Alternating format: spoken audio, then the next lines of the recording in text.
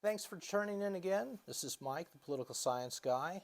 12 years in your government-funded educational institutions, talking to you this time about Israel and Hamas and Gaza.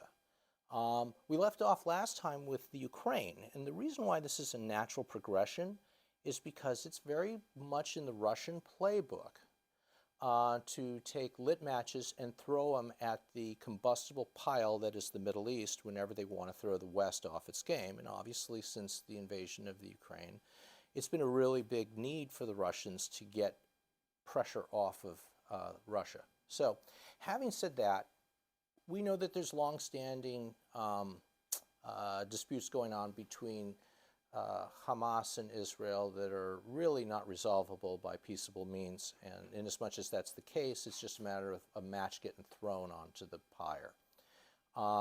October 7th basically is the flashpoint when you look at the proportion of Israeli deaths vis-a-vis September 11th to their population.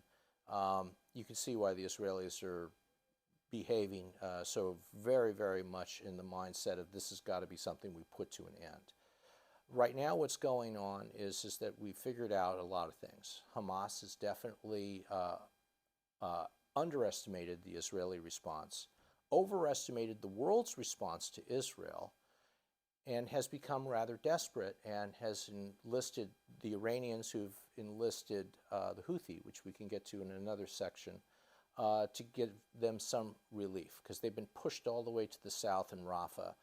And what's going to happen is after Ramadan is over, it's going to be game on. And the Biden administration gave the Israelis a tremendous amount of support for the first couple of months, but it's very perishable support, like fruit at the fruit stand.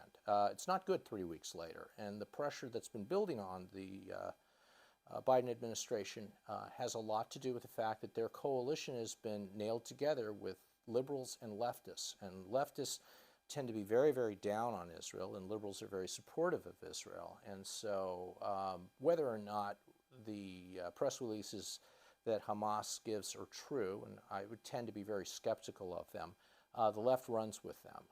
So Biden has to worry about domestic support, and that means that he has to publicly tell the Israelis to cool it. Now, the difference between what he is doing with the Ukraine by shipping used designated surplus equipment to third parties that then show up in the hands of the Ukrainians is, if he really wants to, he could just stop shipments to Israel, period, to make the point that, hey, you're hurting me politically, I'm coming up on an election year, I can't have this kind of heat. Everybody has biases. My biases are in favor of the Israelis in this one. Having said that, I understand as a political scientist what the other side has to think, which means that even if Biden's doing something that I'm not so thrilled about, I get it. I understand why he's doing it. And all of us should practice that ability to be objective, to see the other side and not make them devils, but understand that they're going to have a different set of motivations than us, and they're going to follow through on them. So in any case, what's going on is that when Ramadan is over, the Israelis are going to be looking at the PAL doctrine on a very localized basis, which means you break it, you own it. So they're going to go into Rafah, and they're going to bust heads, and they're going to take casualties, but they're going to have to stay there for a long, long time. And that's the big trick. It's not going in there and busting heads. It's what are you going to do now that you've done that and the dust is settling? How are you going to establish a friendly local government that's going to make sure that they go after the terrorists in your name? Okay, that's it for now. I hope that's helpful and insightful, and look forward to the next one.